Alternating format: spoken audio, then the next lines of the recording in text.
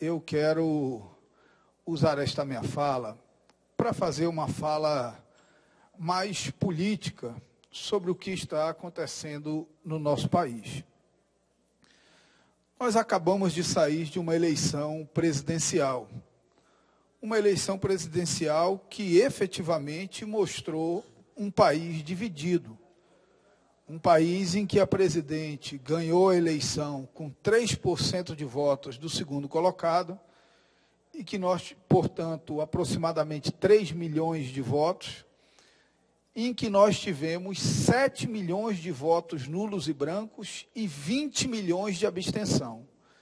Portanto, obviamente, é um país que, pela primeira vez na história, desde que se implantou o segundo turno, teve uma eleição tão acirrada e com fortalecimento tão grande das oposições.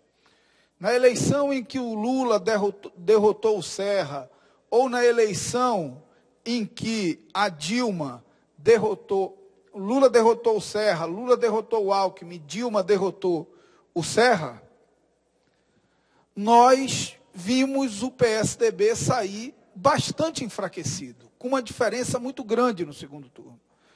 E pela primeira vez na história, após o segundo turno, o país se dividiu. E eu digo isso porque todos sabem a minha opção de voto no segundo turno.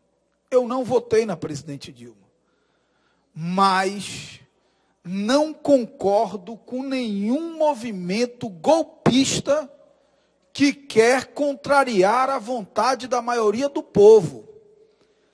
É muito fácil se dizer democrata quando a decisão que prevalece é a nossa. Difícil é ao vencido reconhecer o valor da democracia. E eu sou um vencido que reconheceu o valor da democracia. A presidente Dilma não foi eleita com o meu voto, mas foi eleita com o voto da maioria do povo brasileiro. E esse desejo da maioria precisa ser respeitado. Nós temos que acabar com essa conversa de achar que o voto do doutor é mais importante do que o voto do pedreiro, que o voto do milionário é mais importante do que o voto de quem recebe a Bolsa Família. Nós somos brasileiros e brasileiras, e foi a maioria do povo brasileiro que decidiu eleger a presidente Dilma. É brincadeira, é irresponsabilidade falar de impeachment de uma presidente que nem tomou posse ainda no mandato para que foi eleita. Isso não é uma proposta séria. Isso é um discurso de uma parcela de uma oposição irresponsável que não tem compromisso com o Brasil e que não tem compromisso com a democracia.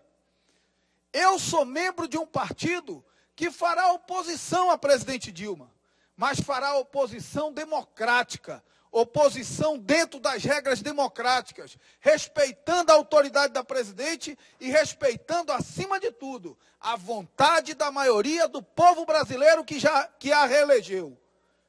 Portanto, uso esse discurso, primeiro, para combater veementemente o golpismo de parcela da oposição à direita no nosso país.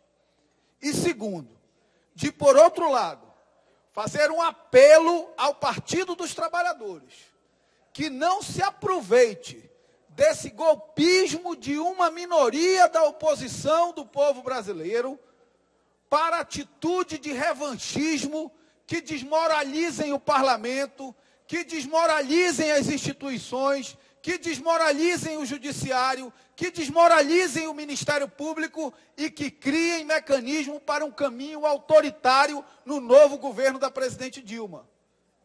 A democracia é um instrumento do diálogo e da conciliação. Eu gosto, deputada Conceição, de citar um exemplo pelo absurdo.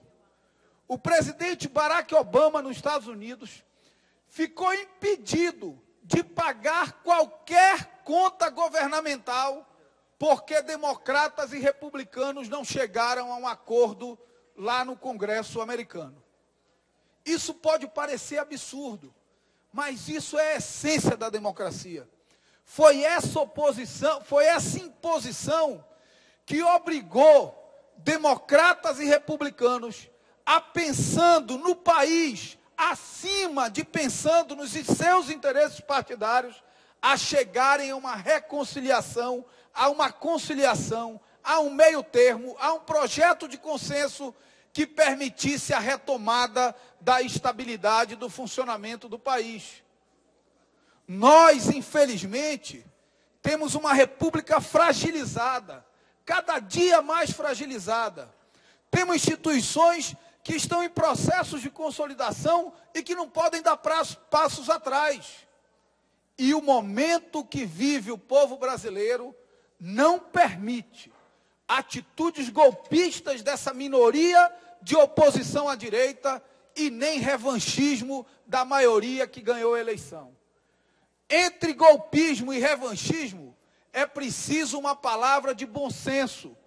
E o bom senso não está no interesse do PSDB e nem no interesse do PT. O bom senso está nos fundamentos da República, nos fundamentos do Estado Democrático de Direito e no fundamento das relações democráticas entre os partidos, no diálogo, na tolerância, na construção pensando no país. É isso que vai nos fazer andar para frente.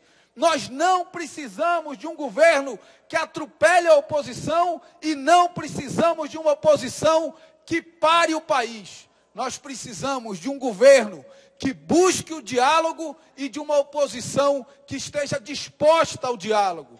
É isso que vai fazer o Brasil reencontrar o caminho do desenvolvimento. O que eu quero falar aqui, ainda que a nossa voz não seja ouvida em Brasília, porque estamos num parlamento estadual, é que é momento de reafirmar os valores da República, os valores da democracia e o respeito à decisão da maioria.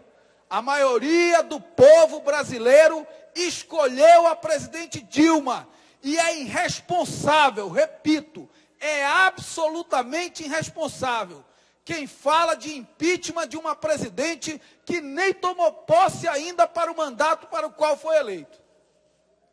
O Brasil não precisa disso.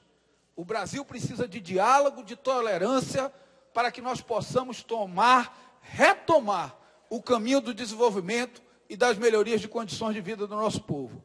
Não tem como aprofundar alguns temas, mas eu quero pontuar algumas questões aqui. Primeiro, em relação às investigações da Petrobras. Investigar o escândalo da Petrobras não é obrigação de oposição ou de situação. Investigar o escândalo da Petrobras é obrigação de todo brasileiro e brasileira que vive honestamente do suor do seu trabalho e que não pode assistir passivamente alguns enriquecerem saqueando os cofres do Estado e da maior empresa pública construída com o suor do povo brasileiro. Essa é a primeira questão.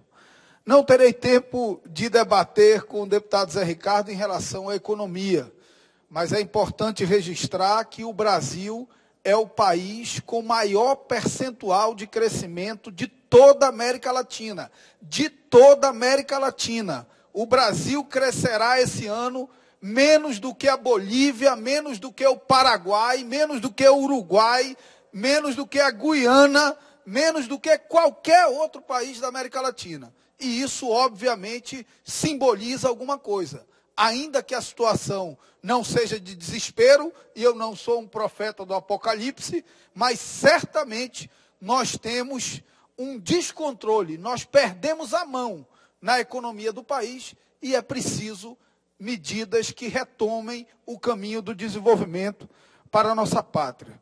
Para quem defende golpe militar, eu quero dizer que a democracia ela é tão boa que ela permite até que um tolo como esse defenda o fim dela em defesa do golpe militar. Quem defende o golpe militar deveria lembrar que, em vivendo numa ditadura militar, não teria direito de contrapor nenhuma questão imposta pelo governo. Portanto, isso é uma tolice que certamente não tem guarida na grande maioria do povo brasileiro. E, por fim, eu rechaço qualquer regime autoritário, tanto à esquerda quanto à direita. nem golpismo, nem revanchismo. A palavra nesse momento é uma palavra de bom senso, de respeito à vontade da maioria do povo brasileiro. E sobre reforma política, o melhor dos sistemas não resiste a homens e mulheres sem princípios. É preciso resgatar os princípios da ética, da honestidade, da república, da democracia, no coração e na alma dos homens públicos brasileiros. Senão, não tem reforma política que dê jeito no nosso sistema. Muito obrigado, senhor presidente. Muito obrigada, deputado Marcelo Ramos.